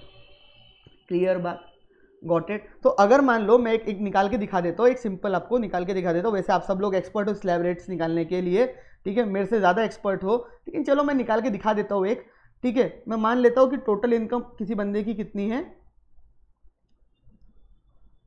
16 लाख है। कितनी है? 16 लाख है। तो पहला हम बोलते हैं 0 से लेके 2.5 लाख, नील मतलब बेसिक एग्जाम्पशन, ठीक है। फिर अब पहला स्लैब क्या है यहाँ पे 2.5 से 5, तो पहला स्लैब कहाँ पे खत्म हो रहा? 5 पे खत्म हो रहा। तो जो लोग मेरे से पढ़े उनको मालूम है किस तरीके से करना है, और बाकी अपने हिसाब से भी कर सकते।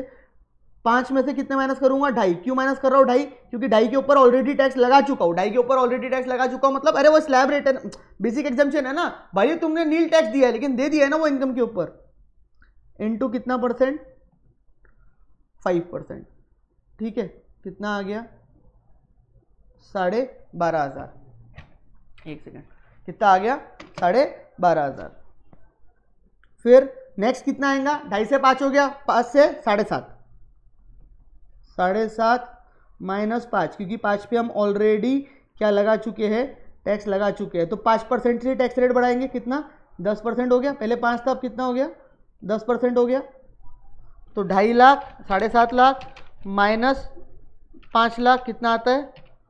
2.5 लाख। 2.5 लाख के ऊपर 10%, 25,000।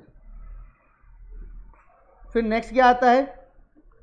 10 लाख, 7.5 लाख से 10 लाख वाला स्लैब रेट, तो 10 लाख माइनस 7.5 के ऊपर हम ऑलरेडी लगा चुके हैं, इनटू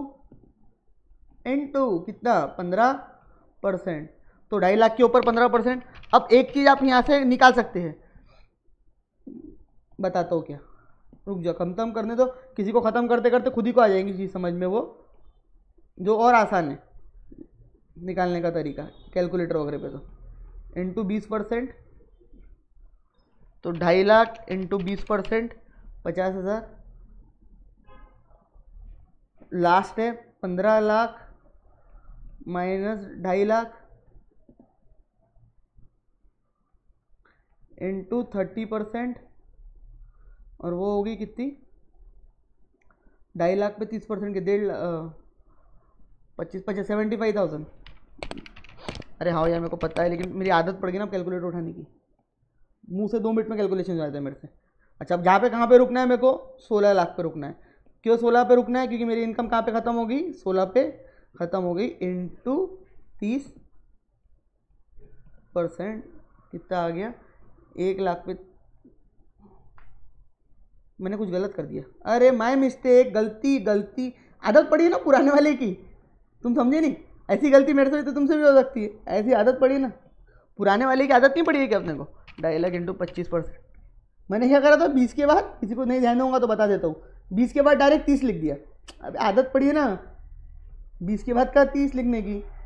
अब क्या मेरा तो रोज का ही काम है, तो मेरे को तो बहुत आदत है, तो मेरी आदत से प्रॉब्लम नहीं होगी। तुमको आदत है अगर ऐसी पुराने बच्चों को, तो सुधार लो, नहीं तो दिक्कत होगी। 16 lakh minus 15 lakh, 1 lakh into 30%, that is 30,000।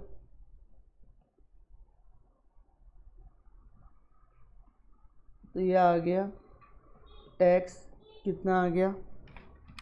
12.5 plus 25 plus 37,500 plus 50 plus 62,500 plus 30, कितना आ गया?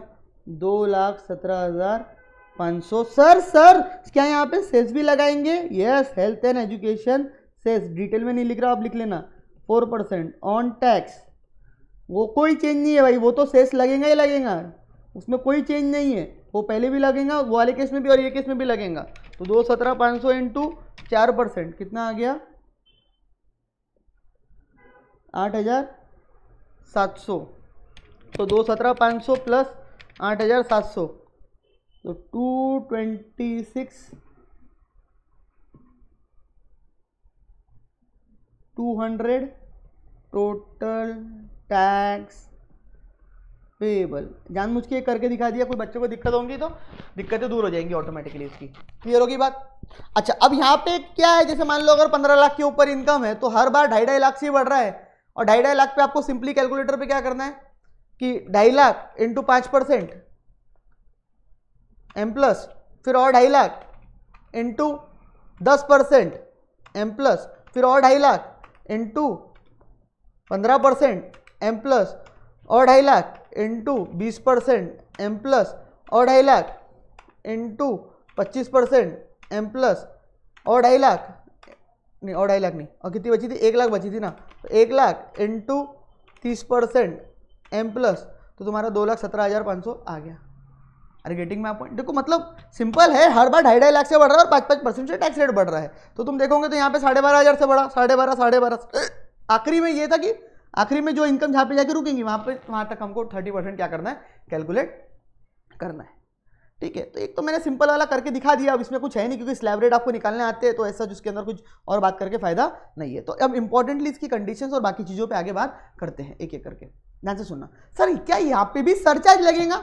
जैसे सरचार्ज आपने बोले कि वहाँ पे लगता है सर 15%, 10%, 15%, 25%, 37%, तो क्या सेम यहाँ पे भी लगेगा? Yes yes yes yes sir. यानी मान लो किसी की इनकम 50 लाख से ऊपर है, 52, 54, 55, 56 जो भी है, तो उसके ऊपर 10% सरचार्ज देना पड़ेगा। Yes sir. किसी की इनकम 1 करोड़ के ऊपर है, 15 देना पड़ेगा। यस। किसी की इनकम 2.5 करोड़, 2 करोड़ के ऊपर है, 25। यस। 5 करोड़ के ऊपर है, 37। यस। मतलब there is no change in that surcharge. समझ में आई बात? जो भी है स्लैब, अगर आप पुराने वाले के साथ जाते हो, ओल्ड स्कूल के साथ जाते हो, ओल्ड स्कूल मतलब पुराना वाले से जाते हो, है ना, जो हमारा एग्जिस्टिंग टैक्स रेट सिस्टम उसके साथ जाते हो, तो उसके बाद टैक्स जो निकलेगा उसके ऊपर आप भी जैसे सरचार्ज कैलकुलेट कर रहे हो, वैसे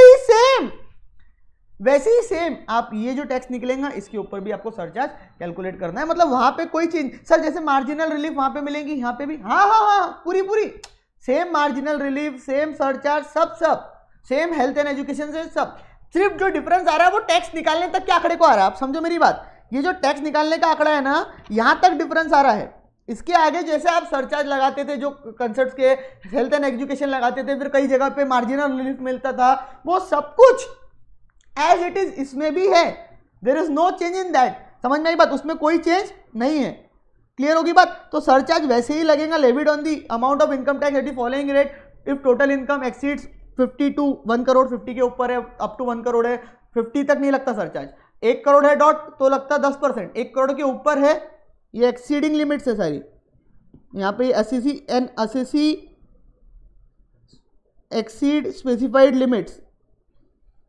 ठीक है, तो 50 के ऊपर है 1 करोड़, 1 करोड़ से ऊपर है 2 करोड़ तक तो 15, 2 से 2 करोड़ के ऊपर है 5 करोड़ तक 25, 5 करोड़ के ऊपर है 10 करोड़ तक 37%। और ये तो वही मैंने आपको जैसे बताया था वही सेम है, 10 करोड़ तक नहीं, आखिरी तक, कहीं तक भी इनकम हो, 100 करोड़ तक भी हो ना तो भी उतना ही रहेगा। ठीक है।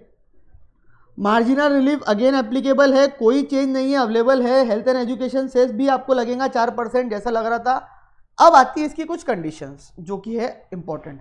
मतलब ये कंडीशन जब तुम मानोगे ना तभी तुमको इतनी सर्कस करनी पड़ेगी, तभी तुम ये टैक्सेशन सिस्टम अडॉप्ट कर सकते हो, ये चीजें अडॉप्ट कर सकते हो। अगर तुम ये कंडीशन नहीं मान रहे, तुम बोलते हो नहीं मैं नहीं मानता ये कंडीशन, मेरे को नहीं चाहिए, तो भाई कोई दिक्कत नहीं ना, तू राजा एक काम कर, तू वो ओल्ड स्कूल मतलब वो एग्जिस्टिंग टैक्सेशन सिस्टम जो है ना उसके हिसाब से जा भाई, कोई दिक्कत नहीं है तेरे को। ठीक है, कोई दिक्कत नहीं है। लेकिन तेरे को अगर इसके साथ चलने का, तेरे को कंपेयर भी करना है अगर, तो भी ये निकालते समय तेरे को ये सारे बेनिफिट्स, ये कंडीशन सारी पूरी माननी पड़ेंगी, सारी ऑल कंडीशंस तेरे को माननी पड़ेंगी। अरे गेटिंग माय पॉइंट? क्लियर होगी बात? तो अब यहां पे क्या बोलता है, ऑल्टरनेट मिनिमम टैक्स। अब एक और चीज है, the assessee opting for this scheme have been kept out of the preview of AMT.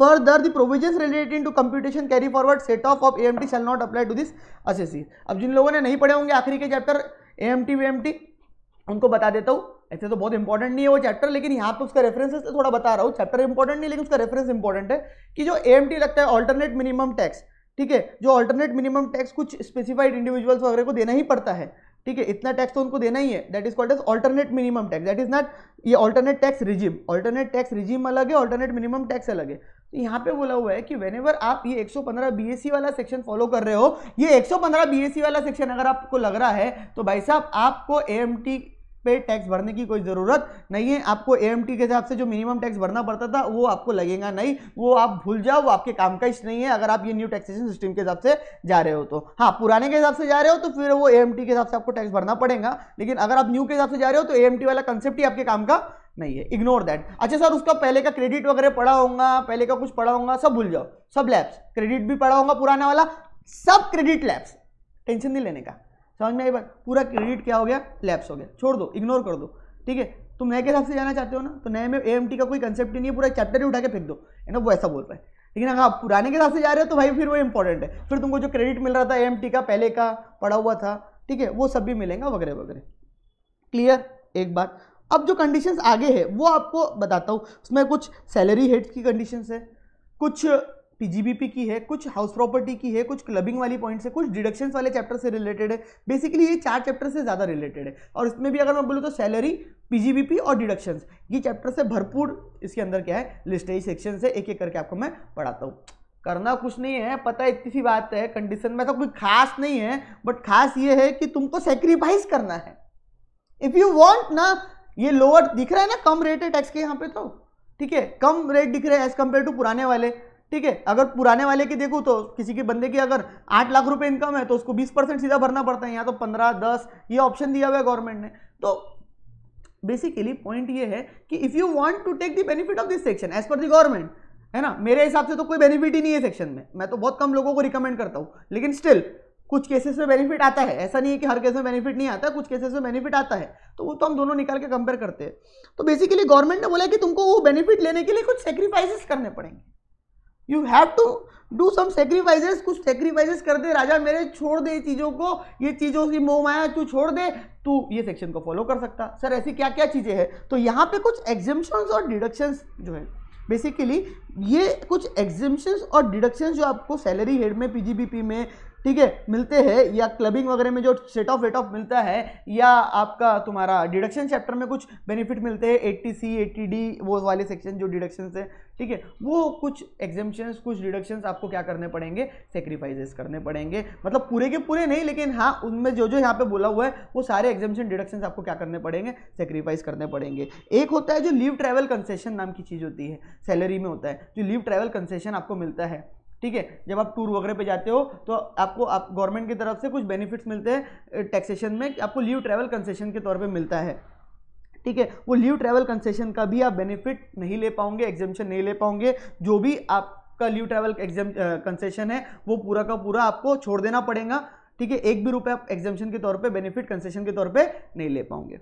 दूसरा आपको बहुत अच्छे से समझ में आएगा कि जो आप HRA कैलकुलेट करते हो, हाउस रेंट अलाउंस, वो 3 लिमिट होती है उसकी, 40-50 ऑफ सैलरी और एक्चुअल HRA रिसीव्ड और rent paid minus 10% of salary.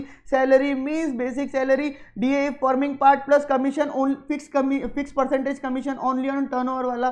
फिर सैलरी याद आया ना, कुछ ऐसी कुछ पढ़ते थे ना, तो वो HRA का इससे क्या निकलता था, एग्जेम्पशन निकलता था, विच एवर इज लेस, तीनों लिमिट में से 40-50 actual HRA rent paid minus 10% of salary, which ever is less क्या निकलता था, एग्जेम्पशन निकलता था। तो भाई तू वो एग्जेम्पशन, अगर तू नए टैक्सेशन सिस्टम में जा रहा है तो तू नहीं ले सकता, पूरा का पूरा HRA तेरे हाथ में क्या होगा मेरे भाई, मेरे बच्चा, टैक्सेबल होगा। मतलब तेरे को 2 लाख रुपए का HRA मिला है, full 2 lakh rupees taxable, you can not take the benefit of HRA exemption. Sir मैंने एक्चुअल में रेंट पे किया, सर मैंने एक्चुअली में रेंट दिया है, नहीं ले सकता। देखो ये जाना NS के साथ, तू HRA का बेनिफिट नहीं ले सकता, भूल जा, नहीं ले सकता मतलब नहीं ले सकता, बात खत्म कर, नो मोर डिस्कशंस। समझ में आई बात, नो मोर डिस्कशन, क्लियर हो गई बात, वो नहीं ले सकता। अब 10, 14 तो आज लोगों को याद ही नहीं आ रहा होगा कौन कौन से है सर, ये 10, 14, 10, 14, 10, 14, 10, 14, सर मेरे को भी याद नहीं आ रहा, 10, 14 याद नहीं आ रहा ना, नालायक है, नालायक तुम लोगों में, मेरी बुक में जाके तुमको पढ़ाता हूँ उस चीज़ के लिए, मैं बताता हूँ तुमको, तुम नालायक हो, मेरे को पता है, बहुत बड़े नालायक बच्चे हैं मेरे पास। 10, 14 याद करो क्या हुआ करते थे जीवन में, बोलो बोलो क्या होते थे वो 10, 14, कहाँ गया यार, इसमें ढूंढना पड़ेगा, 1 मिनट। क्या है वो 10, 13 है, तुमको HRA का याद है, 10, 14 क्या होते थे, कुछ उसमें 6, फिर कुछ एक्चुअल एक्सपेंडिचर, ऐसा कुछ तो भी होता था, मेरे को इतना ही पता है, मेरे को नहीं पता इससे ज़्यादा। मैं आपको बुक में दिखा रहा हूँ, 1 मिनट जस्ट, ताकि आप लोगों को क्लैरिटी बढ़े। आपके अपने कोई भी और सर मैडम से पढ़ा होगा ना, तो वहाँ पे भी यही दिया होगा, उनने कोई अलग नहीं दिया होगा, जो मैंने दिया है वही उनने दे रखा होगा, तो don't take tension about that. अरे यार क्यों ऐसा हो रहा है, 1 मिनट दे दे मेरा बच्चा, तो गड़बड़ी मत कर यार, हल्लू हल्लू आराम आराम से जाएंगे। कहाँ गया कहाँ गया तू, कहाँ गया, ये देखो ऐसा कुछ तो भी तुमने पढ़े है क्या? हाँ sir, actual amount spend for official purpose, travelling, daily conveyance, help fare, academic, uniform, ये जितना हम एक्चुअली में खर्चा करते थे ना उतना इसका एग्जेम्पशन मिलता था हमारे को, और बचा हुआ सर ये हमारे हाथ में क्या होता था साहब, टैक्सेबल होता था। अच्छा अच्छा, ओके, ये हो गया 1014 तुम्हारा 1, पूरा 1014 की यहाँ पे बात बोल रहा है अमेंडमेंट में, अच्छे से देखो पूरा 1014 की बात बोल रहा है, ठीक है। 1014 1 ये हो गया, और दूसरा आ गया आपका ये 1014 2, वो कुछ पर्सनल एक्सपेंसेस के लिए देते थे जहाँ पे स्पेसिफाइड एग्जेम्पशन मिलता था, चिल्ड्रन एजुकेशन, हॉस्टल अलाउंस 300 रुपये, transport allowances granted to an employee working transport sector, running allowance, ऐसे बहुत सारे मिलते थे ना। समझ में आ रही है बात? इनके लिए भाई क्या बोला गया, इनके लिए भाई बहुत सिंपल सी बात बोली गई, बहुत मतलब बहुत एकदम सिंपल सी बात बोली गई इनके लिए। और इनके लिए क्या बोला गया कि अब आप ये अलाउंसेस, ये देखो, अब आप ये जो ऑफिशियल पर्पस या पर्सनल पर्पस के लिए अलाउंसेस ले सकते थे, अब आप ये अलाउंसेस का बेनिफिट नहीं ले पाओगे, आपको कुछ भी ये अलाउंसेस का बेनिफिट क्या नहीं होगा, नहीं मिलेगा। मतलब कुछ भी बेनिफिट आपको ये अलाउंसेस का नहीं मिलेगा। मतलब सर मेरे को चिल्ड्रन एजुकेशन अलाउंस का एग्जेम्पशन नहीं मिलेगा, सर मेरे को क्या बोलते यूनिफॉर्म अलाउंस मेरे को मिला है तो उसका एग्जेम्पशन नहीं मिलेगा, बिल्कुल नहीं मिलेगा, कतई नहीं मिलेगा। You can not claim that allowances. हाँ, लेकिन इसमें एक पॉइंट है, मैं एक सेकंड कुछ और ढूंढ रहा हूँ आपको लिखाने के लिए, ठीक है, वो ये कि अदर देन दोज एज में भी प्रिस्क्राइब, थोड़ा सा ये वर्ड इंपॉर्टेंट है यहाँ पे, इसलिए मैं थोड़ा सा आपको रेगुलर नोट्स में से कुछ लिखाने को बोलने वाला हूँ, लिख लेना 2 मिनट रुको। तो ऑफिशियल एंड पर्सनल अलाउंसेस जो है, जो 6 लिस्ट है, पहले तो समझा देता हूँ 1014 1 और 1014 2। पहले 1014 1 में जो एक्चुअल स्पेंड वाले आते थे, मतलब ट्रैवलिंग, डेली, यूनिफॉर्म, आपका travelling allowance, daily allowance, convince allowance, uniform allowance, academic allowance, ठीक है, ये जो आते थे, ये सारे अलाउंस में जो आपको बेनिफिट मिलता था, तो अगर आप ये सेक्शन के साथ जा रहे हो तो you can not claim that benefit, you can not claim that benefit, आप उसका बेनिफिट बिल्कुल नहीं ले सकते। समझ में आई बात? आपको उसका बेनिफिट 1 रुपये का भी नहीं मिलेगा, ठीक है। उनमें से कुछ है जो जिसका बेनिफिट आपको मिलेगा, वो मैं बताता हूँ आपको, ठीक है। उसके अलावा चिल्ड्रन एजुकेशन, हॉस्टल, ठीक है, ट्रांसपोर्ट सेक्टर वाला जो केस है वो, ट्रांसपोर्ट अलाउंस जो होता है घर से ऑफिस, ऑफिस से घर वाला, इनमें भी आपको कोई बेनिफिट इनका मिलने वाला नहीं है।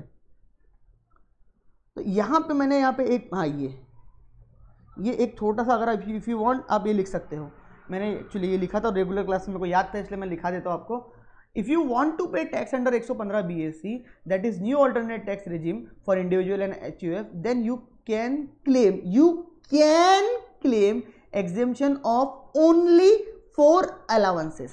मतलब देख ले, तू पूरे के पूरे अलाउंसेस तेरे को एप्लीकेबल नहीं होंगे, मतलब तू जितने भी अलाउंसेस थे, जितने अलाउंसेस के एग्जेम्पशन तू लेता था, HRA, तुम्हारा क्या बोलते हो, चिल्ड्रन, तुम्हारा हॉस्टल, तुम्हारा यूनिफॉर्म, तो जो अलाउंसेस के एग्जेम्पशन लेता था, ठीक है, वो तुमने पढ़े होंगे रेगुलर क्लासेस में, ठीक है, उनमें से देखो किसी अलाउंस का एग्जेम्पशन नहीं मिलने वाला, 1 रुपए का एग्जेम्पशन नहीं मिलने वाला, सिर्फ और सिर्फ travelling, daily, conveyance, transport allowance, इन चारों को छोड़ के।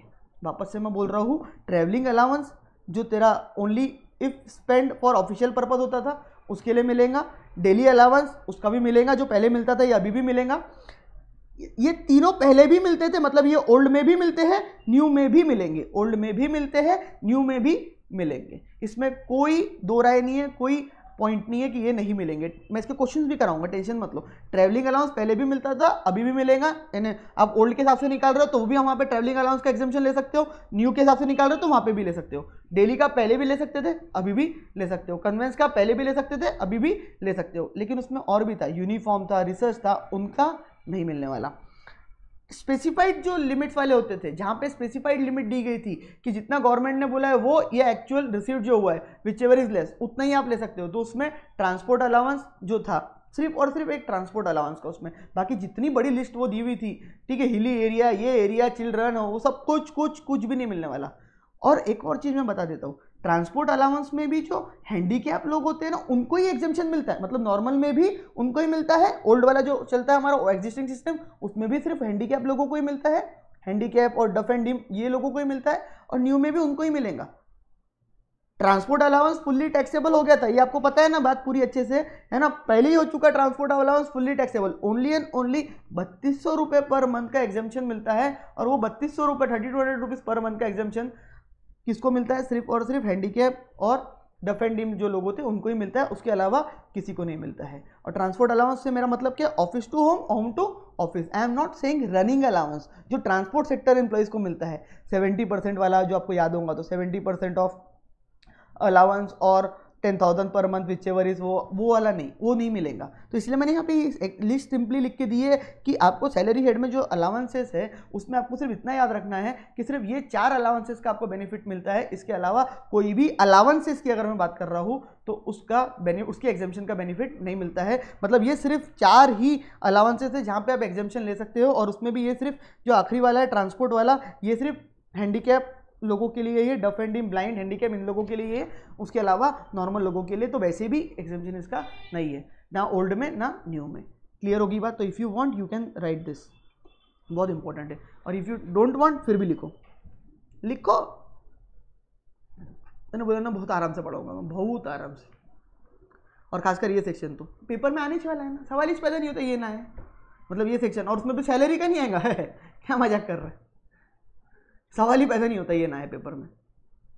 Are you getting my point? इसीलिए इंपॉर्टेंट है, इसलिए बताना जरूरी है बच्चा, नहीं तो फटाफट भगाने में तो 2 मिनट लगते खत्म करने में यार, मेरे को नहीं शौक है वैसा। ठीक है चलो, अलाउंसेस MP-MLA के जो एग्जेम्प्ट होते थे, ठीक है, वैसे भी MP-MLA को जो अलाउंसेस मिलते थे वो टैक्सेबल नहीं होते थे, वो एग्जेम्प्ट होते थे, तो वो भी टैक्सेबल हो जाएंगे। इस केस में उनका एग्जेम्पशन विड्रॉ हो रहा है। Allowances for income of minor, वो भी 1032 में आपको, इफ़ यू रिमेंबर, ये सैलरी का नहीं पार्ट है, लेकिन इफ़ यू रिमेंबर अगर आपकी किसी माइनर बच्चे की इनकम उसके पेरेंट्स के हाथ में, जिसकी भी इनकम हाइयर होती थी, माँ या बाप, विच एवर इज हाइयर, मतलब माँ या डैड, जिसकी भी इनकम हाइयर है उनके हाथ में उसकी इनकम क्या होती है? क्लब होती है। और फिर उनको 1500 रुपये का एग्जाम्पशन मिलता था। बाप रे, 1500 रुपये का, वो एग्जाम्पशन भी यहाँ से विड्रॉ कर लिया। वापस से बोल रहा हूँ, 1500 रुपये मतलब माँ या बाप दोनों में से जिसकी भी इनकम है हाइयर, उसके हाथ में उनकी इनकम, बच्चे की इनकम अगर क्लब हो रही है। अदरवाइज बच्चा अगर सेल्फली कमा रहा है, ठीक है, अपनी पर्सनल एबिलिटी से कमा रहा है, तो वो तो वैसे भी फुल्ली टैक्सेबल है, वो तो नॉर्मल केस हो गया। लेकिन अगर उसकी क्लब हो रही है इनकम मम्मी या पापा के हाथ में, जिसकी भी इनकम हाइयर है उनके हाथ में अगर क्लब हो रही है, तो 1500 रुपये का एग्जाम्पशन उसको मिलता है। उसमें से कितने रुपए का? 1500, नॉर्मल केस में। ओल्ड वाले केस में वो है ना, आप ओल्ड के हिसाब से पे कर रहे हो टैक्स तो वहां पे मिलेगा, न्यू के हिसाब से कर रहे हो तो ये 1500 का भी आपको बेनिफिट नहीं मिलेगा। क्लब तो होंगे, क्लब नहीं होंगे ऐसा नहीं बोला, क्लब होंगे, लेकिन ये 1500 का बेनिफिट नहीं मिलेगा। डिडक्शन फॉर स्पेसेस यूनिट्स के लिए जो डिडक्शन होता है 10 AA में, वो भी नहीं मिलेगा। Standard deduction if you remember 50,000 flat मिलता है, बेसिकली 50,000, और ग्रॉस सैलरी